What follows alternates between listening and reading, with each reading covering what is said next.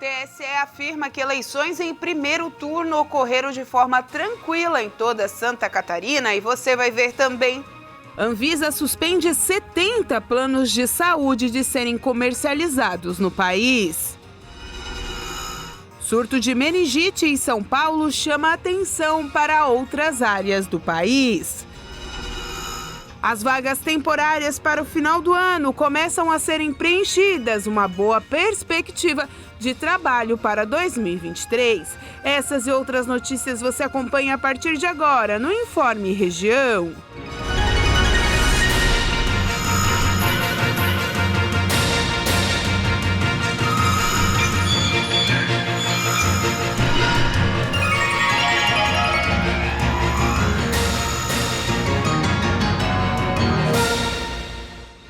Olá, hoje segunda-feira, 3 de outubro de 2022. Tempo instável em toda Santa Catarina e daqui a pouco você confere a previsão do tempo com a gente.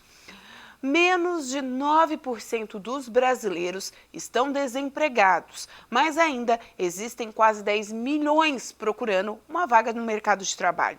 Os números foram divulgados pelo IBGE. O Brasil inicia o último trimestre do ano com queda na taxa de desemprego. Os dados foram divulgados pelo IBGE e mostram, aliás, uma queda acentuada. A desocupação não ficava em um patamar tão baixo desde julho de 2015. De acordo com o levantamento, a taxa de desocupação em agosto ficou em 8,9%. Esse número é o mais baixo desde julho de 2015, quando marcou 8,7%. Na comparação com agosto do ano passado, a redução foi de 30,1%. E em relação ao trimestre anterior, a queda foi de 0,9%. Essa foi a sexta queda seguida da taxa no país. Em números absolutos, o Brasil tem hoje um total de cerca de 9 milhões e 700 mil desempregados, que também é o menor patamar desde novembro de 2015. A quantidade de pessoas ocupadas chegou a 99 milhões. O salário médio também cresceu e chegou a R$ 2.713. Os resultados confirmam a recuperação do mercado de trabalho brasileiro. Os setores de comércio e serviços deverão contratar cerca de 100 mil trabalhadores até dezembro. A estimativa faz parte de uma pesquisa feita pela Confederação Nacional dos Lojistas e em parceria com os serviços de proteção ao crédito no Brasil. A repórter Maria Clara Leite traz essas informações para a gente. São as comemorações de fim de ano que vão impulsionar os setores de serviços e o comércio. Entre os empresários entrevistados na pesquisa, 77% disseram que vão contratar justamente para suprir essa demanda do período. Entre as quase 100 mil vagas ofertadas, a maioria é para o cargo de vendedor, seguido por ajudante, balconista, cabeleireiro, manicure e entregador. Funções com um salário médio de quase R$ 1.650 para 6 ou 8 horas trabalhadas por dia. Apesar de pouco mais da metade dos empresários ter a pretensão de contratar mão de obra temporária, ainda segundo o levantamento, 32% deles desejam fazer admissões por tempo indeterminado. Portanto, é aí a oportunidade de quem está desempregado conquistar aí uma vaga, retornar ao mercado de trabalho por meio de uma vaga temporária, mas que pode se tornar permanente no ano que vem. Quem sabe, né? Está proibida a venda de 70 planos de saúde que estavam disponíveis no mercado. O motivo foram reclamações feitas pelos usuários à Agência Nacional de Saúde Suplementar. A suspensão imposta pela Agência Nacional de Saúde Suplementar é temporária. Fazem parte da lista 70 planos de saúde que foram alvo de várias reclamações por falhas na cobertura assistencial. Foram 37.936 reclamações analisadas pelo Programa de Monitoramento da Garantia de Atendimento neste segundo trimestre. Ao todo, são 70 tipos de convênios médicos, de 13 operadoras. Do total de suspensos, 45 são da Amil. A estimativa é de que cerca de 1.600.000 beneficiários fiquem protegidos com a medida. Esses planos só poderão voltar a ser comercializados para novos clientes se as operadoras apresentarem melhora no resultado do monitoramento, que acontece uma vez por trimestre. A seguir, segundo o TRE, as eleições ocorreram tranquilas em Santa Catarina.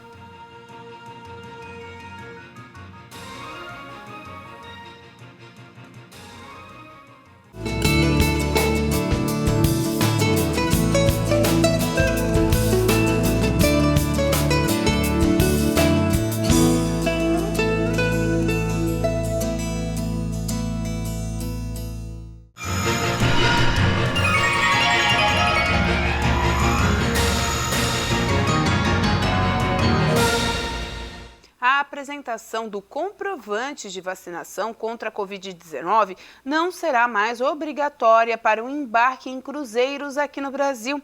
A nova medida foi aprovada pela Anvisa. Com as novas medidas, embarcações vindas do exterior só poderão entrar em portos brasileiros que forem designados pela Organização Mundial da Saúde. Isso servirá como garantia de que haverá uma equipe de fiscalização da Anvisa nos pontos de entrada. A agência ressaltou ainda que as embarcações e os viajantes continuam sujeitos às condições de isolamento e quarentena. O tempo deve variar de acordo com o caso, seja ele leve, moderado ou assintomático. As exigências valerão para brasileiros e estrangeiros a partir dos 3 anos de idade. E agora preste atenção, em São Paulo foi confirmada uma morte de uma mulher de 42 anos com meningite, na zona leste da capital paulista. A cidade está vivendo um surto da doença. A nossa repórter, a Maria Clara Leite, foi atrás de informações sobre o que é a doença e quais são essas formas de prevenção. Só nas regiões da Vila Formosa e Aricanduva, na zona leste da capital paulista, 5 casos de meningite foram registrados. Um bebê de 2 meses e 4 adultos. Entre eles, a mulher de 42 anos, que foi a óbito nessa semana. A Secretaria Municipal da Saúde de São Paulo já avalia a situação como um surto. A imunologista Lúcia Wade explica por quê. Acima de 4 casos numa mesma localidade já é considerado surto, né? E o que a gente está observando aqui na região da Zona Leste de São Paulo, alguns casos já foram notificados, infelizmente óbitos também, então já é uma situação considerada surto da doença. Meningite é uma inflamação das meninges, as membranas que envolvem o sistema nervoso central. Ela pode ocorrer de várias formas. Meningites, elas podem ser transmitidas por vírus, bactérias, parasitas e fungos. As que mais são prevalentes aqui no Brasil são as que são transmitidas por vírus e bactérias. Entre elas, a meningocócica do tipo C, o mais comum no Brasil. Mas para ele existe vacina, que é voltada principalmente para as crianças, mas também para os adolescentes e adultos, em especial os imunossuprimidos. A primeira dose desse imunizante costuma ser aplicada logo nos primeiros meses de vida do bebê. Isso porque essa vacina faz parte do Programa Nacional de Imunizações. Em caso de surto, os habitantes das regiões afetadas devem se vacinar para interromper a circulação da bactéria.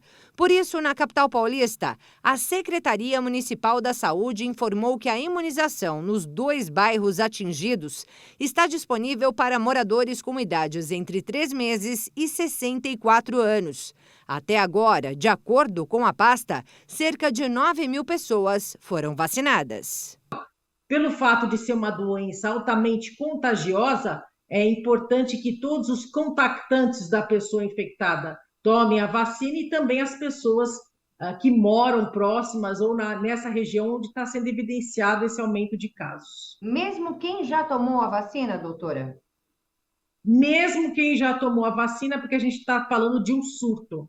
E a vacina ela deve ser administrada, porque às vezes a pessoa não sabe se recebeu a dose da vacina correta, se recebeu reforço ou não. Higienizar as mãos constantemente, usar máscaras e evitar aglomerações também é recomendável para evitar a transmissão da meningite causadora do surto em São Paulo.